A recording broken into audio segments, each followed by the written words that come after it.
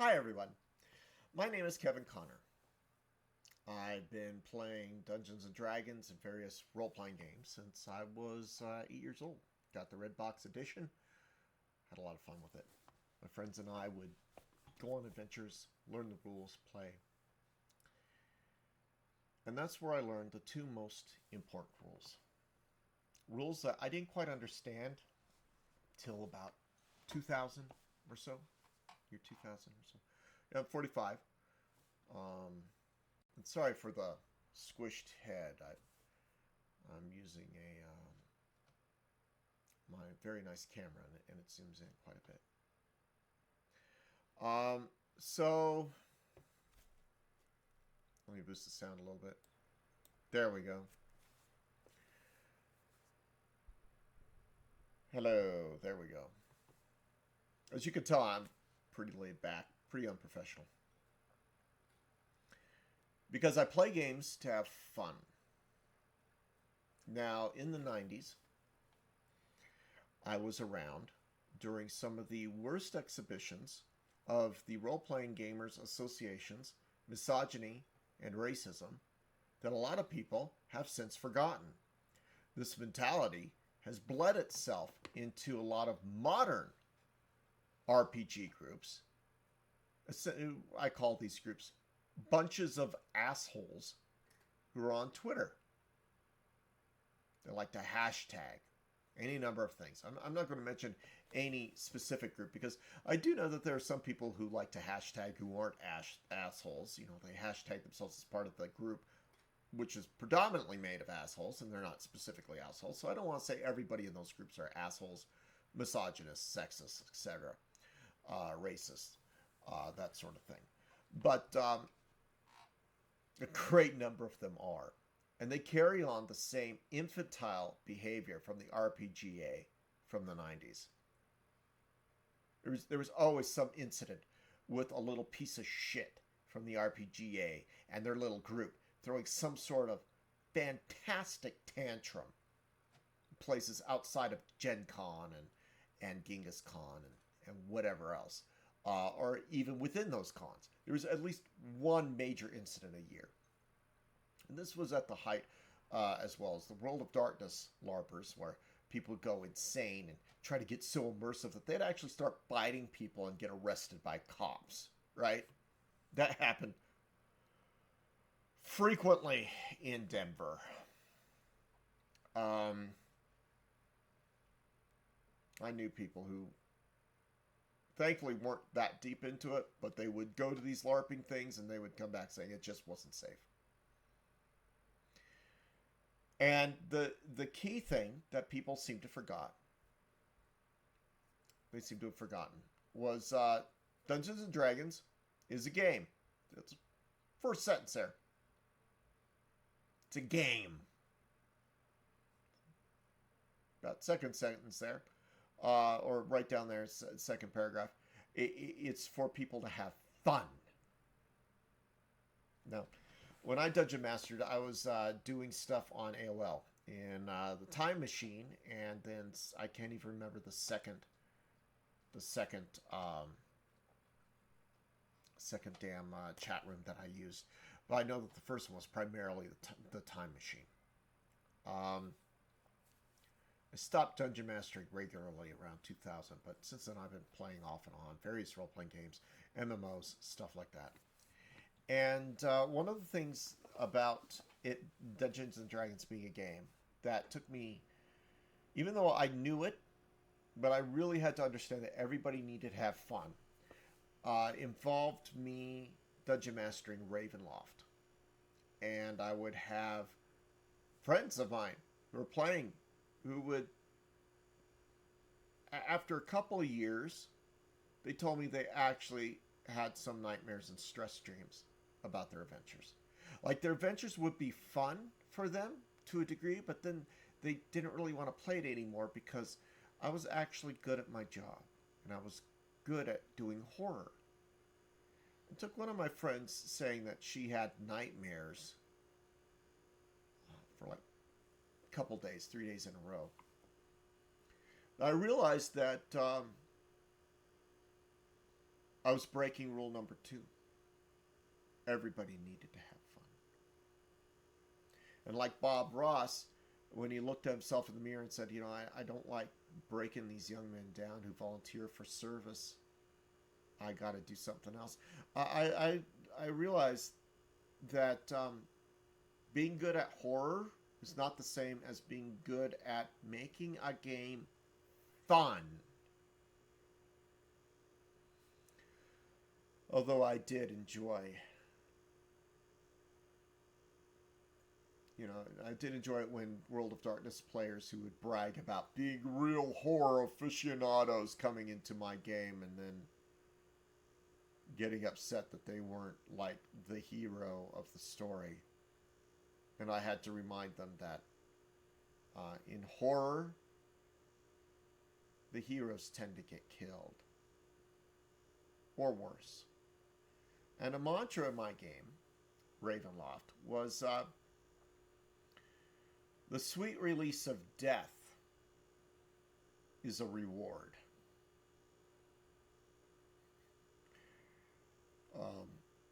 I would only get really evil if people really, really wanted to test me on the horror, and I could get pretty evil. And like I said, I was pretty good at it. In fact, I've still got a lot of tables memorized, almost all of them memorized for Ravenloft. All I need to do is like open up a book and say, "Oh yeah, table this, and this." And so I'm making this video mostly because 6-minute mark. Okay, I gotta keep it short. So under 10 minutes is what I'm aiming for.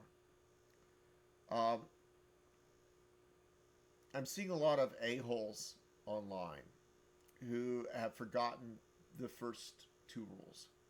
That was my real realization of what those 2 rules mean. And I've seen stories online of a dungeon master bragging about how he's hardcore for the rules. And he made a brand new player to the game about how sit outside of the game for hours after being paralyzed. Then he amended it. Say, well, maybe an hour. Because they got hit with some sort of paralyzing poison. First of all, paralyzing spell. Paralyzation. Paralyzation lasts, 9 turns? By the rules that he was using. The fact that it took him a fucking hour to get 9 turns down means that he violated rule number 1 and rule number 2. And in every Dungeon Master introduction or forward there is in a book, including right here, looking at right here, portions of it are here on the page. The first rules are the game, and to make it so people have fun, and the DMs are supposed to decide basically the rules that are to be used. And in every single forward and introduction, the rules to be used are at a dungeon master's discretion to facilitate rule number 1 and rule number 2. Rule number 1 and rule number 2 is it's a game, and rule number 2 is it's supposed to have fun. So if you're actually following the fucking rules, you're not going to make a player who's brand new to the game who said, I don't know if they played enough or not, but let's make up this player's thing. Hey, I saw that Hobbit movie, and I really want to play it like an elf and go around and have some fun. You got cast with paralyzation. You're out of the game for an hour. These are the rules. You're not playing by the rules. Primary rule, it's a game. Secondary rule, have fun. A person is not having fun. And then this dungeon master bragged, just literally bragged about how, well, I guess they just weren't up to playing the game as the rules are written. And of course, when he's challenged on the actual rules as they are written, he doesn't actually know some of the key rules. And he doesn't actually know how they're written because he interpreted the rules how he sees fit for how he wants to play. And in that interpretation, he violated the first two rules. Rule number one, it's a game. Rule number two, everybody has fun. And I found that seems to be the modus operandi for people who brag about following the rules. They follow the rules as they believe makes the game. They don't follow the rules as what actually makes the game for people to have fun. So all these debates about fudging dice and this and that and that and this and that, none of those debates mean anything. Uses of the word agency mean nothing. None of these debates have any credibility to them. Because if you actually follow rule number one, it's a game. And rule number two, people should have fun. If you actually follow those two rules, then you should know which rules make rule number one and rule number two. That's it. And, you know, my issues with the Role Playing Gaming Association and the brand new little pop-ups of assholes that are doxing people and going after them, nothing you're doing is new. It's 2024, you little fucks. That shit was being done in 1994. You haven't changed. You're the same assholes that were around back in the 90s. The same type of assholes that, you know, in the 80s really thoroughly encouraged the satanic panic. I mean, some of these people in the 80s were real pricks. And the satanic panic got fuel from the fire of the pricks who would eventually do crap with the RPGA and whatever little group they're doing now. You know, various little groups on the internet. You're not real gamers. You're just a-holes. But, having said that, as long as you follow rule number one and rule number two, and you don't interfere with other people and how they follow rule number one and rule number two, you're doing... Go off and do your own fucking thing. But make way for people who are actually playing the game the way it's intended for them. See, and that's the beautiful thing about Dungeons & Dragons. Rule number one and rule number two. Make the game wonderful for everybody, because everybody has their own set of interpretations of the rules. It's not homebrew if you're actually following the rules. And the rules say, use them as you see fit for a fun and engaging, exciting adventure. That's not a homebrew. That's the game. Those are the rules for the game.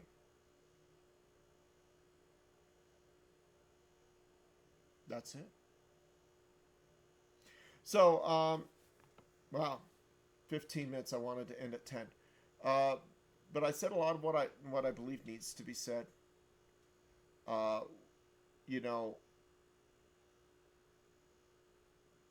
and everybody has different games. If the Dungeon Master says, I only really like playing this way, and the player says, well, I'll give it a shot, but, you know, if I don't feel it, I'm not going to play your game. That player's not the problem.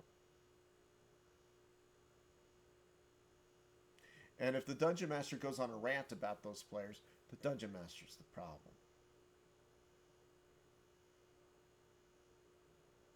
And, you know, don't hide behind any sort of phrase like, I respect my players too much to do blah, blah, blah, blah, blah, blah, blah, blah, blah, blah. That phrase is bullshit. Because it's not respect. It's you're playing a way that you want to play.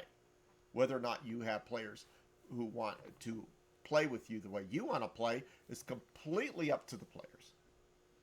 As a dungeon master, I've had players that varying types playing my games, especially in AOL. Some of them who are hardcore into role playing, and some of them who just describe what their character was doing in the same group, playing the same adventure. One guy saying, listen, I just want an easy time. I went easy on the character. You know? I went easy on the player. I gave a little bit more heavier challenges to the other guys. I gave a little bit lighter challenges. Same group of people in the chat room. 10 to 15 people sometimes. Usually like 6 people were like regulars. They all managed to have fun. I mean, I was in IM City. If you know what IM City is, you're old enough to talk to me about my experiences. I knew how to shift tab. I was really good at shift tabbing.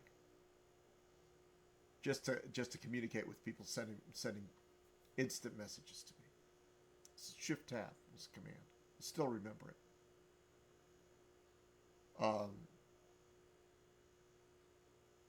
So yeah, I would love to play Dungeons and Dragons in a standard game again. The only rules I abide by are those rules, essentially. But I mean, I will use the rules from the game worlds, like Greyhawk, or what if I say we're going to Ravenloft? There's going to be fear and horror checks. I don't want to play Ravenloft anymore because I'm good at it, and not many people are good at it. Greyhawk, super fun for me. Stuff like that. Random, goofy adventures where people can just like light fire to everything and fire solves every problem, or lightning solves every problem, or water solves every problem. I've had fun doing that stuff too. But the reason why I had fun is I made sure that every single player at the table, virtual or not, mostly virtual, every single player was having fun. I knew what their drives were. I knew what their goals were. I don't mean their characters. I mean the players, the individual, the person who gives up their time and their life to have a relaxing and enjoying game.